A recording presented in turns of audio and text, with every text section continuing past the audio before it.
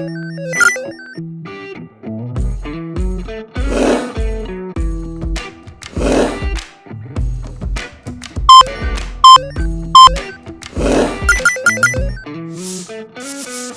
feeling it. My bones telling me it's right. It's so different. Assalamualaikum warahmatullahi wabarakatuh. Halo sahabat Bawaslu, kembali lagi di podcast Ngopi Asik Season 2. Ngolah pikir asik seputar ilmu kepemiluan bersama Bawaslu Kota Kediri. Kali ini bersama saya Adi, selaku host yang akan mengajak sahabat Bawaslu untuk berbincang santai, tentunya seputar ilmu kepemiluan. Pada kesempatan kali ini, Bawaslu Kota Kediri kedatangan narasumber yang spesial. Telah hadir bersama kita Koordinator Divisi Perencanaan Data dan Informasi KPU Kota Kediri, ada Ibu Nia Sari. Bu Nia, bagaimana kabarnya hari ini? Alhamdulillah, luar biasa di siang hari ini bisa hadir di kantor Bawaslu Kota Kediri untuk menghadiri podcast Ngopi Asik. Bu Nia, terima kasih banyak ya telah menyempatkan waktunya untuk datang di podcast Bawaslu Kota Kediri. Sebelum masuk pada tema pembahasan, mohon izin Bu Nia untuk memperkenalkan diri kepada sahabat-sahabat Bawaslu yang menonton agar lebih dekat lagi dengan sahabat Bawaslu. Iya, Assalamualaikum warahmatullahi wabarakatuh. Mohon izin memperkenalkan diri, nama saya Nia Sari. Di KPU Kota Kediri, saya mengampu di Ketua Divisi Perencanaan Data dan Informasi. Ini di KPU Kota Kediri merupakan periode kedua saya menjadi komisioner KPU Kota Kediri. Sebelumnya di periode pertama, Mas Adi 2019 sampai dengan 2024, kemarin saya mengampu di divisi teknis penyelenggaraan. Kemudian di periode kedua ini di 2019 sampai dengan 2024 sampai dengan 2029 saya ada di divisi perencanaan data dan informasi gitu. Baik sahabat Bawaslu, untuk tema kali ini kita akan membahas terkait dengan daftar pemilih sebagaimana yang termuat di PKPU nomor 7 tahun 2022 tentang penyusunan daftar pemilih. Pada pasal 1 angka 25 menyatakan bahwa daftar pemilih merupakan data pemilih yang disusun oleh KPU kabupaten atau kota berdasarkan hasil penyandingan data pemilih tetap baik pemilu maupun pemilihan. Untuk lebih lengkapnya, kita akan ulik lebih jauh lagi bersama Bu Nia, khususnya daftar pemilih di wilayah Kota Kediri ya Bu. Baik Bu, langsung saja untuk pertanyaan yang pertama ya berkenaan dengan daftar pemilih. Sebenarnya seberapa penting akurasi daftar pemilih dalam menjamin kualitas demokrasi, khususnya pada pemilu dan juga pemilihan di wilayah Kota Kediri? Jadi kalau kita ngomong terkait data pemilih, jadi memang yang dimaksud dengan daftar pemilih itu adalah sekumpulan dari data pemilih atau warga negara yang memiliki hak pilih untuk bisa menggunakan hak pilihnya. Nah, dalam proses pemilu dan pemilihan, akurasi data pemilih itu sangat menjamin bagaimana apakah suatu pemilu dan pemilihan itu bisa berlangsung secara baik dan kredibel itu kalau daftar pemilih salah satunya itu ketika daftar pemilihnya itu tepat atau akurat begitu ya. Sehingga ketika kita menetapkan itu harus bisa kita jamin bahwa seluruh warga negara yang memiliki hak pilih itu sudah kita lakukan proses pendataan daftar pemilih. Begitu Mas Adi. Jadi memang sangat-sangat penting bagaimana akurasi proses penyusunan daftar pemilih itu. Kita kilas balik dulu Bu ya di Iya, pemilihan juga pemilu di 2024 tahun kemarin. kemarin ya. Ya. Untuk peran daftar pemilih yang akurat dalam mencegah potensi persoalan baik itu secara administratif maupun hukum di tahapan pemungutan suara sejauh mana ya Bu? Iya. Jadi proses penyusunan daftar pemilih itu kita mulai dari ketika data pemilih itu turun dari Kemendagri. Dalam hal ini kami KPU Kota Kediri itu menerima DP4 itu dari KPU RI. Kemudian setelah kami melakukan proses cleaning data begitu ya. Pada proses pemilu dan pemilihan karena kami memiliki badan ad hoc waktu itu kami melakukan yang namanya coklit. coklit. ya, atau bahasanya adalah pencocokan dan penelitian. Setiap warga negara yang tercatat memiliki hak pilih, kami datangi dari rumah ke rumah. Begitu Mas Adi. Sehingga harus kita pastikan bahwa semua warga negara itu yang memiliki hak itu kita catat begitu. Dan warga negara yang sudah tidak memiliki hak misalnya sudah meninggal atau bahkan sudah misalnya tidak memiliki hak untuk memilih karena dia menjadi TNI Polri, maka kita coret atau bahasanya kita lakukan penstatusan menjadi TMS menjadi tidak memilih. Lah, proses coklit ini kita lakukan oleh teman-teman di di tingkatan bawah. Jadi seluruh data pemilih itu yang tercatat, daftar pemilih dari data pemilih yang tercatat itu kita lakukan coklit namanya.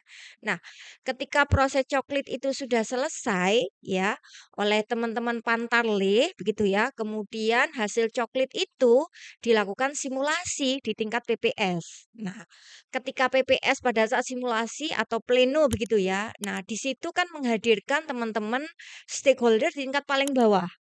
Dalam hal ini adalah RT, RW, kemudian perangkat desa atau perangkat kelurahan kalau di tingkat kota. Apakah hasil coklit itu ada masukan atau tanggapan masyarakat? Nah, pada saat pleno di tingkat kelurahan atau di tingkat desa itu ketika misalnya ada tanggapan dan masukan masyarakat dan disertai dengan bukti-bukti, pada saat itulah langsung hasil pleno proses pemutakhiran data pemilih di tingkat kelurahan atau di tingkat desa itu dilakukan perubahan. Ketika sudah fix tidak ada perubahan baru kita tetapkan di tingkat kelurahan dan desa begitu ya kalau di kabupaten. Setelah penetapan pleno di tingkat desa atau kelurahan, naik ke jenjang selanjutnya di tingkat kecamatan. Pun pada saat pleno di tingkat kecamatan, selain menghadirkan teman-teman PPS di tingkat kelurahan, di teman-teman PPK pada saat pleno kecamatan juga menghadirkan stakeholder yang ada di tingkat kecamatan, begitu ya. Jadi semacam pleno menghadirkan Pak Lurah, begitu ya. Barangkali pada saat pleno di tingkat kecamatan itu ada lagi masukan dan tangan masyarakat, begitu. Ketika kecamatan di tingkat kecamatan plenonya sudah selesai, naik lagi berjenjang di tingkat kap kota. Kami juga melakukan pleno dengan mengundang ya teman-teman peserta pemilu, partai politik dan lain sebagainya. Dari tingkat PPS sebetulnya juga mengundang teman-teman peserta pemilu ya, partai politik kalau untuk apa namanya? Kalau untuk pemilu peserta, kalau untuk pemilihan berarti peserta untuk wali kota dan gubernur ya untuk calonnya. Nah, apakah ada tanggapan dan masukan masyarakat? Nah, kemudian kita menetapkan hasil pleno di tingkat kap kota yang kita, sebut sebagai daftar pemilih sementara atau DPS. Siap. Nah, pada saat DPS kita tetapkan waktu itu, kemudian kita umpan balik ya, kita sampaikan kembali kepada masyarakat untuk kita umumkan. Barangkali ya dari daftar pemilih yang sudah kita tetapkan menjadi DPS, itu ada masukan atau tanggapan masyarakat atau ada warga negara yang belum tercatat hak pilihnya dalam daftar DPS begitu. Nah, ketika jangka waktu yang sudah ditentukan sudah selesai, ada atau tidak, kalau tidak ada langsung kita tetapkan menjadi daftar pemilih tetap. Nah, jadi prosesnya seperti itu Mas Adi, hampir 6 bulan, jadi proses mulai kita coklit sampai pleno, kemudian kita menetapkan daftar pemilih tetap. Dalam proses pemilu ataupun pemilihan, prosesnya seperti itu. Jadi memang benar-benar dari bawah, memang DP 4 itu turun dari atas, tapi kita kembalikan ke bawah, proses kita pilah satu persatu begitu ya, sampai kemudian kita menetapkan daftar pemilih tetap. Nah, daftar pemilih tetap inilah yang dijadikan bahan untuk masyarakat menerima undangan ya. Baik. Bahasanya kan di masyarakat kita kan undangan untuk hadir ke TPS itu. Begitu Mas Adi. Jadi prosesnya memang panjang sekali gitu. Bu Nia, tentunya kan dalam pelaksanaannya kan terdapat beberapa persoalan ya, Iya, seperti pemilih ganda, pemilih tidak memenuhi syarat, atau pemilih yang belum terdata. Bagaimana KPU Kota Kediri menyikapi hal tersebut, Bu Nia? iya. Jadi kalau kita ngomong tentang pemilih ganda dulu, jadi di proses penetapan penyusunan daftar pemilih itu, KPU itu menggunakan SIDALE. Ya, SIDALE itu dari kepanjangannya Sistem Informasi Data Pemilih. Nah, di dalam SIDALE itu setiap pemilih itu tercatat berdasarkan komponen data pemilihnya. Jadi ada NIK, nama, tanggal lahir, kemudian alamat lengkap begitu ya. Iya. Jadi dari situ, dari NIK itu si Dali itu bisa melakukan deteksi apakah terjadi kegandaan ataukah tidak. Sebagaimana tadi saya disampaikan di awal ya, Mas Adi, bahwa proses penyusunan daftar pemilih itu dimulai dari tingkat kelurahan. Nah, oleh rekan-rekan badan ad hoc ketika kami menetapkan DPS begitu ya, jadi kami melakukan pengecekan di Sidale itu apakah dalam satu kelurahan itu terdapat kegandaan atau tidak. Kalau misalnya terdapat kegandaan, maka PPS wajib melakukan klarifikasi dan verifikasi. Begitu ya. Nah, kalau misalnya terjadi kegandaan, kemudian setelah melakukan verifikasi ternyata NIK yang sama itu adalah orang yang berbeda. NIK-nya sama, orangnya berbeda, maka kami koordinasi dengan teman-teman dari Dispenduk untuk melakukan penyelesaian ini, karena satu NIK kan harus satu nama begitu ya. Nah, kemudian kembali ke tingkat kecamatan gitu ya, setelah tingkat kelurahan, kemudian tingkat kecamatan. Di tingkat kecamatan, teman-teman PPK, Badan Ad Hoc itu juga melakukan eee, apa, di sistem Sidalih itu juga memastikan tidak ada ganda di dalam satu kecamatan, jadi antar kelurahan gitu ya.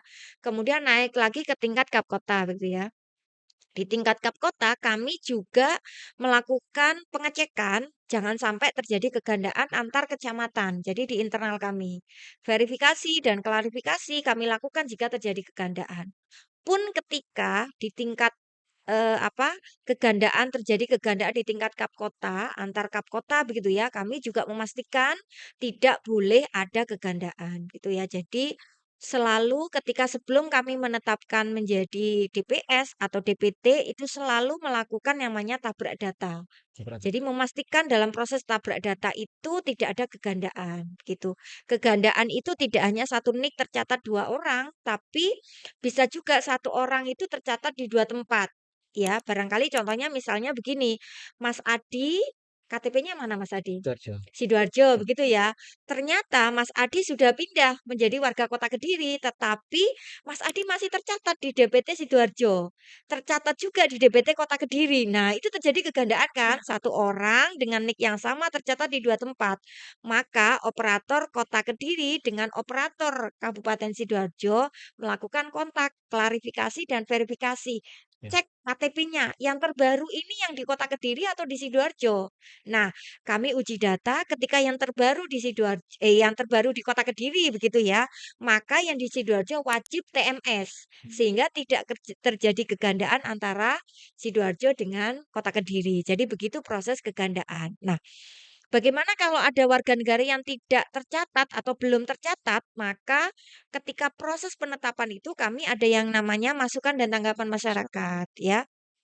Jadi ketika ada warga negara yang belum tercatat dalam proses penyusunan daftar pemilih, itu bisa melakukan tanggapan dan masukan kepada kami sehingga kami bisa melakukan proses verifikasi. Kalau memang benar belum tercatat, maka kami masukkan kepada daftar pemilih begitu. Nah, dalam proses pemutakhiran daftar pemilih berkelanjutan yang saat ini sedang kami lakukan, Mas Adi, karena kami tidak punya badan ad hoc ya sekarang ya, sama seperti proses kemarin pada saat kami melakukan penyusunan DPS atau DPT begitu ya.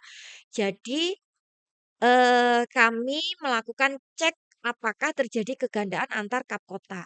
Jadi seminimal mungkin tidak terjadi kegandaan ya antar kap kota. Jadi sebelum kami melakukan pleno di setiap triwulan itu ya, jadi kami melakukan pleno kan setiap 3 bulan sekali. Sebelum melakukan pleno itu, kami cek Sidale, setelah kami input, kami lakukan perubahan, kami cek apakah terjadi kegandaan atau tidak. Kalau misalnya terjadi, yaitu tadi, kontak antar operator, begitu.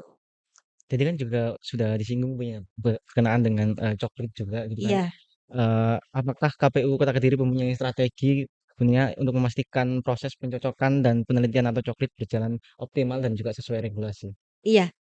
Jadi yang pertama bahwa kami pastikan kalau coklit kan kita berbicara coklit itu pada proses pemilu dan pemilihan ya. Bagaimana proses coklit itu bisa berjalan dengan baik sesuai dengan regulasi. Yang pertama, kami pastikan Pantarlih itu cukup ilmunya. Jadi ada yang namanya proses pelatihan begitu ya sebelum mereka bekerja. Kemudian yang kedua, koordinasi kalau Pantarlih itu kan di bawah teman-teman PPS begitu ya, koordinasi antar PPS dengan Pantarlih begitu ya. Kemudian kami di tingkat Kapkota juga senantiasa melakukan monitoring dan evaluasi, memastikan. Nah, selain itu karena sekarang itu kan sudah zamannya serba pakai teknologi informasi. Nah, di media sosial kami juga mencantumkan kontak yang bisa kami hubungi atau yang kita sebut sebagai call center. Jadi ketika ada masukan dan tanggapan masyarakat itu bisa langsung masuk ke kami sebagai tanggapan atau masukan dari masyarakat. Jadi kami sosialisasikan bahwa KPU Kota Kediri memiliki call center pada proses penyusunan daftar pemilih. Pun saat ini dalam proses di tahun 2025 dan 2026 pasca pemilu dan pemilihan, kami kan juga melakukan coklit ya, cuman terbatas gitu Mas Adi. Oke, Namanya Coktas. Kalau coklit itu kan untuk survei pada saat pemilu pemilihan ya. Kalau Coktas itu kami melakukan coklit hanya pada kriteria-kriteria tertentu.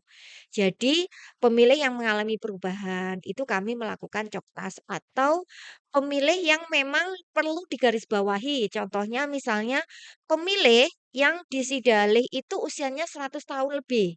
Nah, berarti ini menjadi perhatian atau kami garis bawahi sehingga perlu kami lakukan coktas. Kami datangi ke rumah, memastikan apakah pemilih itu masih hidup ataukah sudah meninggal, baik. cuman belum terlaporkan.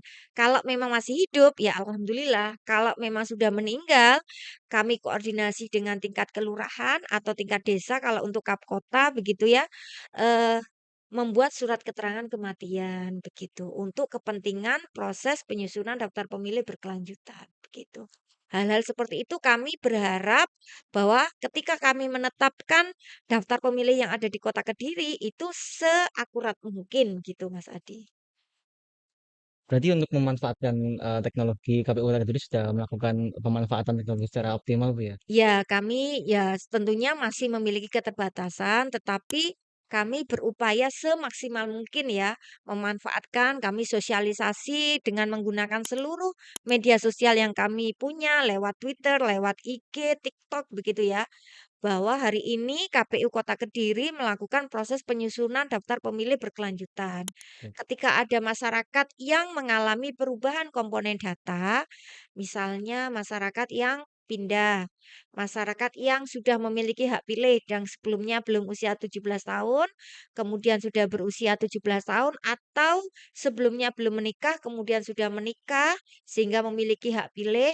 Silahkan melaporkan kepada kami untuk kami ubah komponen datanya, begitu.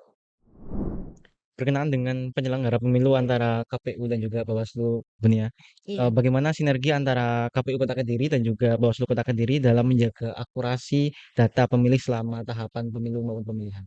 iya. Jadi kalau, bagaimana sinergi antara penyelenggara pemilu begitu ya, alhamdulillah, eee, ketika saya menjadi penyelenggara pemilu dari 2019 sampai dengan 2025 di periode pertama dan periode kedua kemarin, alhamdulillah sinergi KPU dengan Bawaslu luar biasa Mas Adi. Jadi KPU dengan adanya Bawaslu merasa bahwa, oh teman-teman Bawaslu ini sangat membantu kinerja kami dalam melakukan kerja-kerja kami menyelenggarakan proses penyusunan daftar pemilih, melakukan proses pemutakhiran daftar pemilih berkelanjutan begitu ya.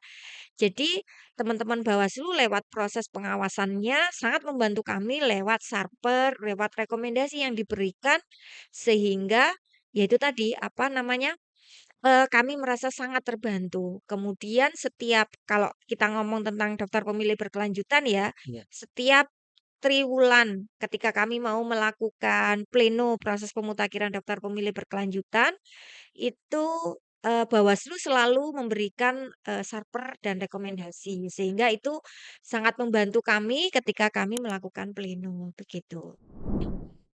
Tadi kan Bunia juga sedikit membahas Bu ya terkait dengan sarper dan juga rekomendasi Iya. dari KPU Kota Kediri sendiri menindaklanjuti sarper dan juga rekomendasi itu seperti apa Bu ya? Jadi kalau KPU Kota Kediri menerima saran perbaikan ataupun rekomendasi dari teman-teman Bawaslu, ini terkait khusus data pemilih ya. Jadi kalau misalnya itu ada pemilih yang direkomendasikan, ini pemilih baru karena baru usia 17 tahun, maka kami pastikan misalnya KTP-nya, usianya kita pastikan sudah 17 tahun. Atau ada pemilih yang kurang dari 17 tahun tapi sudah menikah, begitu ya. Jadi kami pastikan apa pemilih tadi sudah memiliki akta nikah. Karena setiap kami melakukan proses pemutakhiran data pemilih, itu wajib ada bukti dukungnya. Jadi sarper atau rekomendasi yang diberikan oleh Bawaslu pun harus kami pastikan ada bukti dukungnya. Kemudian kalau misalnya dari sarper atau rekomendasi itu ada pemilih yang TMS dari rekomendasi Bawaslu, maka kami juga memastikan ada bukti dukungnya. Misalnya, oh pemilih 1, 2, 3 ini sudah meninggal, maka kami pastikan kalau sudah ada akta kematian atau surat keterangan kematian. Kalaupun itu belum ada, biasanya kami tetap akan menindaklanjuti dengan bersurat kepada Bawaslu bahwa pemilih tadi belum ada bukti dukungnya sehingga tidak kita TMS-kan, akan tetapi KPU akan menindaklanjuti dengan koordinasi dengan kelurahan setempat untuk memastikan apakah benar yang bersangkutan ini sudah meninggal dunia ataupun sudah pindah. TMS-nya kan bisa juga karena meninggal atau karena pindah, begitu Mas Adi. Jadi kan juga sempat dibahas terkait sinergi antara Bawaslu dan juga Iya. KPU terkait pengawasan Bu ya. Eh, Menurut Ibu Bunia di KPU Kota Kediri, bagaimana peran strategis Bawaslu dalam mencegah terjadinya pelanggaran atau sengketa data pemilih? Iya, jadi kami itu sangat terbuka dengan teman-teman Bawaslu. Artinya segala proses yang kami lakukan itu kami sampaikan kepada Bawaslu. Gunanya untuk apa? Gunanya itu supaya proses pengawasan itu terus berlanjut karena data itu kan kami yang punya. Ya. Ya, sehingga ketika data itu kami sampaikan ke teman-teman Bawaslu, maka teman-teman Bawaslu akan mudah melakukan proses pengawasan. Contohnya begini, ketika kami akan melakukan coktas bahwa ada 8 pemilih yang bukan meninggal dunia, ada 8 pemilih yang memiliki usia di atas 100 tahun begitu ya, kami akan coktas. Nah, maka kami koordinasi dengan teman-teman Bawaslu. Teman-teman Bawaslu, minggu depan kami akan melakukan coktas terhadap pemilih yang usianya di atas 100 tahun misalnya. Otomatis Bawaslu kan juga melakukan proses pengawasan gitu, yang mana dari 8 pemilih, maka kami sampaikan gitu ya, sehingga kami, teman-teman Bawaslu melakukan uji petik, kami juga melakukan coktas. Jadi kita bersinergi bareng-bareng melakukan coktas begitu. Itu salah satu contohnya Mas Adi. Ini kan selain dari Bawaslu Kota Kediri dan juga KPU Kota Kediri kan juga perlu adanya keterlibatan masyarakat Bu ya atau partisipasi Iya. publik gitu ya. Menurut Bunia, seberapa penting partisipasi atau keterlibatan masyarakat dalam memastikan data tersebut akurat, sebagaimana KPU mendorong partisipasi tersebut? Iya. Jadi, kalau ngomong data pemilih memang kan ini bukan hanya kerja kami KPU Bawaslu sebagai penyelenggara pemilu, tetapi banyak stakeholder itu yang terlibat.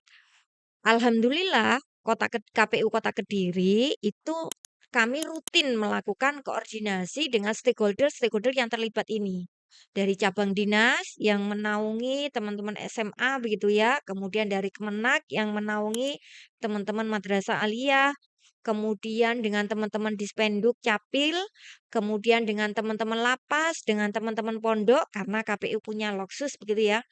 Kami terus melakukan koordinasi dan ada pernah juga teman-teman Bawaslu juga, koordinasi dengan beberapa stakeholder itu terkait dengan data pemilih.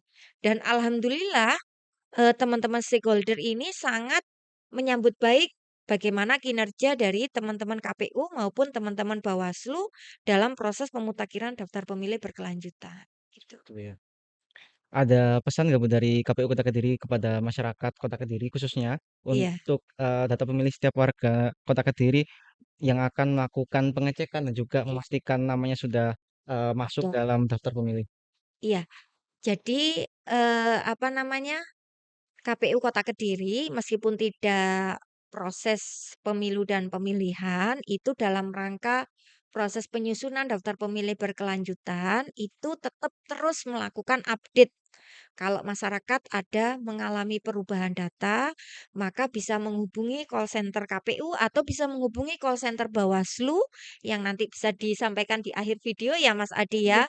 Jadi kalau ada masyarakat yang mengalami perubahan data seperti tadi ada anggota keluarga yang meninggal dunia atau misalnya pindah berganti KTP atau misalnya ada yang berganti status dari belum menikah menjadi sudah menikah sehingga kakaknya mungkin berubah, maka bisa menyampaikan kepada kami untuk melakukan masukan kepada proses pemutakhiran daftar pemilih berkelanjutan kepada KPU atau kepada Bawaslu. Gitu ya. Bu Nia, sebelum kita tutup podcast pada episode kali ini, ada harapan atau pesan dari KPU Kota Kediri terhadap peningkatan kualitas data pemilih dalam pemilu atau pemilihan yang akan mendatang. Iya, jadi daftar pemilih yang valid itu adalah salah satu kunci proses pemilihan dan pemilu yang kredibel. Sehingga proses penyusunan daftar pemilih berkelanjutan yang kita lakukan secara terus-menerus pasca pemilu dan pemilihan itu harapannya semakin mendekati akurasi daftar pemilih. Begitu sehingga kami berharap seluruh masyarakat di Kota Kediri menyambut kami, kemudian melakukan aktif melakukan melaporkan ketika ada keluarga atau bahkan tetangga misalnya yang dikenal itu melakukan perubahan daftar pemilih gitu. Baik, baik sahabat Bawaslu, itu tadi pemaparan dari Bunia terkait daftar pemilih. Semoga wawasan yang diberikan oleh Bunia dapat memberikan manfaat dan juga ilmu yang baru untuk kita semuanya. Bunia, sekali lagi kami ucapkan terima kasih juga bagi sahabat Bawaslu. Jangan lupa like, komen, dan juga subscribe channel resmi Bawaslu Kota Kediri dan tetap nantikan podcast Ngopi Asik episode selanjutnya. Saya Adi selaku host pada episode kali ini mengucapkan terima kasih. Saya akhiri. Wassalamualaikum warahmatullahi wabarakatuh. I like it with you.